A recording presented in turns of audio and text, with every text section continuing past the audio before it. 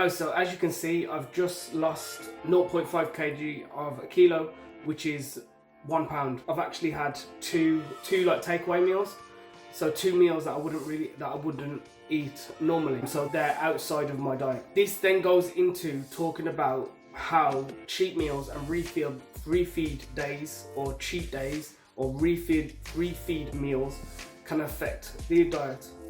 But also I want to talk about the benefits of having a cheat meal or a refeed meal or whatever you want to call it, a diet break or whatever. For me, the benefits are the social aspect. You're detaching yourself from the normal routine and the diet that you're normally doing, and you're going out for a meal with family, friends. So then that means that your mind then is taking you away from the routine of the diet.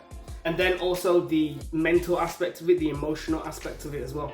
Whereas eating for dieting and thinking about dieting day in, day out can be emotionally taxing, and it can also give you a mental break from the diet as well, from doing the same routine every day. You shouldn't feel guilty for going out and having a takeaway because it's not part of your diet. You shouldn't feel guilty about it. It's normal. It should fit into your routine. It should fit into your lifestyle. So I'm definitely not saying don't do it.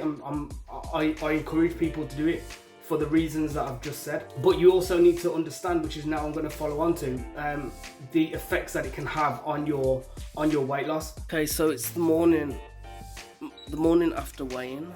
So it's the next day, and it's the morning after I went to the restaurant yesterday with my family. So let's see what the damage is.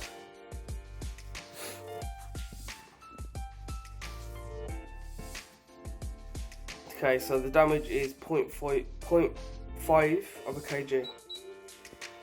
That's my water, all the fat mass percentage, and that is the weight there. So 84 kg. Okay, so as you can see there, this is like a short-term result of what happens after a cheat meal.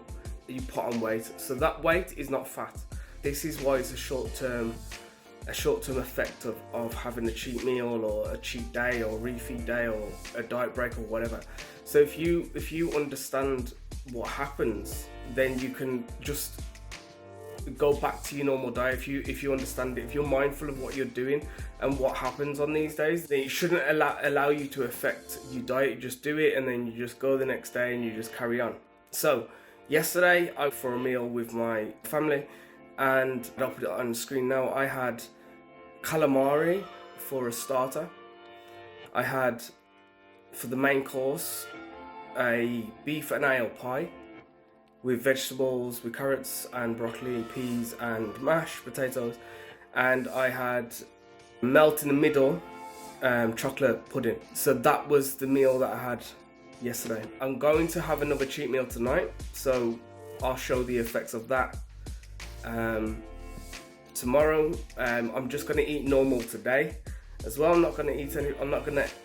This is not going to continue into a cheat day. I'm going to eat normal. I'm going to have probably egg on toast again. Just for me, that I can just eat that every day just because I love it.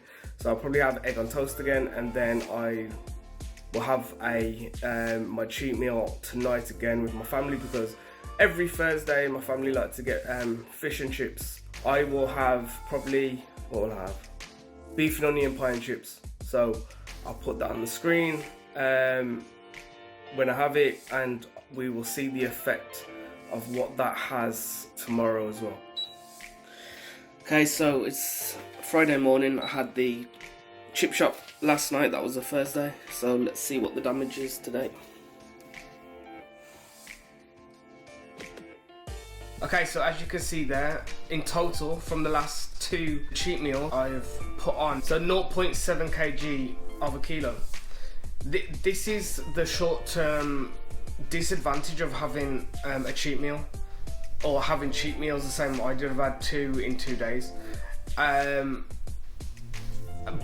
as long as you're mindful about what you're doing, you can have them and just carry on with the diet as normal. So for example, what I'm going to do now is just, it's Friday, so I'm going to continue for the rest of the day just to eat eat as I normally would. Do that Saturday, I'll do that Sunday, I'll do that Monday, and I'll do that Tuesday, and then I'll weigh in on Wednesday, and then we'll see what the damage is on Wednesday, see if I've lost. I probably will have lost. If I can get down to 83 kg bang on, I'll be happy with that. This is how you have to fit it into your lifestyle when you're trying to lose weight, and it is a balance. Do you know what I mean? So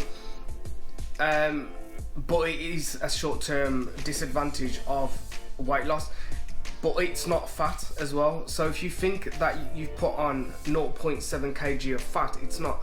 What that is, it's the sugars, the salts, and water retention basically. So the extra carbs that I would have had from these 2 meals, that gets stored as glucose into the muscle and into the other organs as well, and then they're basically sitting in your muscle waiting to be distributed from around the rest of the body.